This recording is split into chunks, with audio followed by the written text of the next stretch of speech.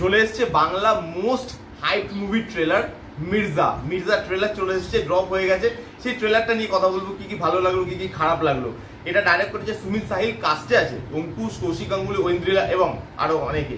এবার যদি ট্রেলারটার কথা বলি, ট্রেলারটা না এক কথায় দারুণ হয়েছে, সিরিয়াসলি বলছি। As Bangla cinema, as commercial movie, যেখানে বাংলা সিনেমার কমার্শিয়াল মুভি আস্তে আস্তে হারিয়ে গেছে, আমরা সবাই বলেছি, অনেকে অনেকভাবে ট্রাই করেছি, কিন্তু কেউই সাকসেসফুলি ওই জায়গাটা এখন অব্দি রিচ করতে পারেনি।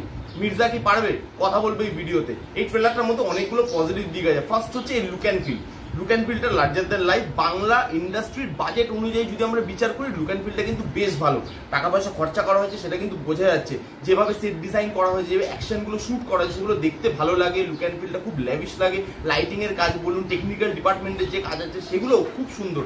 বিজিএম এর কাজ বলুন, এই টেকনিক্যাল ডিপার্টমেন্ট প্লাস এর যে ল্যাভিশনেস, যে বড় স্ক্রিনে দেখে ভালো লাগে, বাংলা স্ক্রিনের অ্যাকশন, বাংলা স্ক্রিনের ডায়লগ বাজি, কমার্শিয়াল মুভির যে এলিমেন্টগুলো থাকে, সেগুলো বড় স্ক্রিনে বসে মাস যে একটা অডিয়েন্স থাকে, ওই মাস অডিয়েন্সটা এনজয় করতে পারবে হলে গিয়ে, সেরকম ধরনের কিন্তু ট্রেলারটাকে ডিজাইন করা হয়েছে। সিনেমাটাও কিন্তু সেরকমই হবে। আবার বলছি, বাংলা সিনেমার বাজেট অনুযায়ী যদি আপনি বিচার করেন, ট্রেলারটা কিন্তু খুব ভালো লেগেছে। লুক অ্যান্ড ফিল খুবই আপগ্রেডেড। নেক্সট হচ্ছে এর কাস্টিংটা দুর্দান্ত। অঙ্কুশ আছে, ঐন্দ্রিলা আছে, ঋষি কৌশিক আছে, কৌশিক গাঙ্গুলি আছে। কিন্তু এই ট্রেলারের মধ্যে হাইলাইট জানেন কে? হাইলাইট হচ্ছে অঙ্কুশ নয়, হাইলাইট হচ্ছে কৌশিক গাঙ্গুলি। যা লাগছে কৌশিক গাঙ্গুলিকে না ভাই, ওই যে একটা র ফিল, ওইটা কিন্তু লাগছে যে উনি একটা গ্যাংস্টার, আর ওনার মধ্যে মানে মানুষের কোনো ভাব নেই। সেটা আপনি দেখে বুঝতে পারবেন যে উনি যখন তখন যা ইচ্ছা করতে পারে। সেই জিনিসটা কৌশিক গাঙ্গুলিকে যা লেগেছে ট্রেলারে, আউটস্ট্যান্ডিং। অঙ্কুশকে তো ভালোই লেগেছে, তার সাথে সাথে যেভাবে ডায়লগ রাইটিং করা হয়েছে সেটাও কিন্তু ভালো। এক জায়গায় কৌশিক গাঙ্গুলি বলছে যে আমার মাল যদি এরপরে ধরা পড়ে, তোর মাল আমার খাটে থাকবে। তারপরে আবার ছেলেকে বলছে, না না বাবু, আমি তোর আম্মিকেই খুব বেশি ভালোবাসি। তো এরকম যে ডায়লগগুলো করা হয়েছে, সেগুলো কিন্তু মাস অডিয়েন্সকে মজা দেবে হলে বসে। সেখানে ডায়লগ রাইটিং থেকে শুরু করে কাস্টিং এবং কাস্টরা যেভাবে ডায়লগগুলোকে বলছে, সেটাও অ্যাজ পার কমার্শিয়াল মুভি আমরা অনেক দিন দেখিনি এরকম ধরনের ডায়লগ ডেলিভারি করতে কাস্টকে।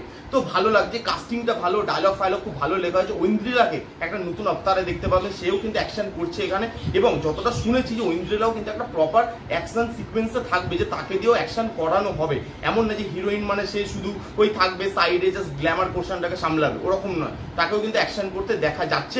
আর সেই জায়গায় কিন্তু আমি বলবো, এই অ্যাকশন বলুন, মানে অ্যাকশনের যে পার্টগুলো আছে, যেভাবে ল্যাভিশ ভাবে শুট করা যায়, সেগুলো কিন্তু বেশ ভালো লাগছে। আর আরেকটা জিনিস যেটা দেখে আমার খুব ভালো লাগলো, দেব এই ট্রেলারটাকে শেয়ার করেছে। এই বন্ডিংটা দরকার। বাংলা কমার্শিয়াল মুভি যে জায়গায় আছে, অনেকেই হয়তো চেষ্টা করছে, বাট সেই বললাম সেই লেভেলে নিয়ে যেতে পারছে না। অঙ্কুশ আবার চেষ্টা করছে। এই যে অঙ্কুশকে সবাই সাপোর্ট করা, দেব এটাকে শেয়ার করেছে, সেই জিনিসটা কিন্তু সত্যি অঙ্কুশকে একটা সাপোর্ট দেয়, ভরসা দেয়। তার সাথে বাংলা অডিয়েন্সকেও ভরসা দেয় যে আমাদের মধ্যে বন্ডিংটা আছে, আমরা সবাই মিলে চেষ্টা করলে নিশ্চয়ই পারবো, কেন পারবো না। তো ওখানে দেব শেয়ার করেছে, সেই জিনিসটাও কিন্তু আমার বেশ ভালো লেগেছে। এবার আসবো নেগেটিভ দিকে। ট্রেলারটার মধ্যে আমার দুটো জিনিস নেগেটিভ লেগেছে। অ্যাকশনটা ভালো লাগছে দেখে, কিন্তু আপনি যদি দেখেন অ্যাকশন, এটা তো একটা অ্যাকশন ফিল্ম, কিন্তু অ্যাকশনটা না খুব ওভার দ্য টপ হয়ে গেছে। ওই যে লাফিয়ে মারছে, ওল্ড স্কুলের যেরকম অ্যাকশন হতো না, যে দেখে বুঝতে পারবে দড়ি দিয়ে অঙ্কুশকে ঝুলিয়ে দেওয়া হয়েছে, তারপরে দড়িটাকে এডিট করে কেটে বাদ দেওয়া হয়, যেরকম আগে হতো যে উড়ে মারছে, যেটাকে আমরা বলতাম।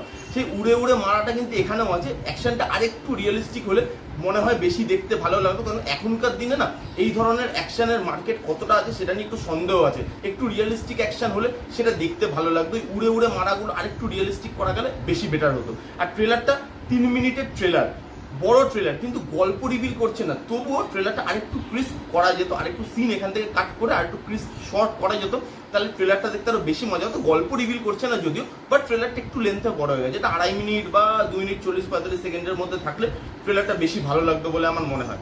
এই ছিল মির্জার ট্রেলার।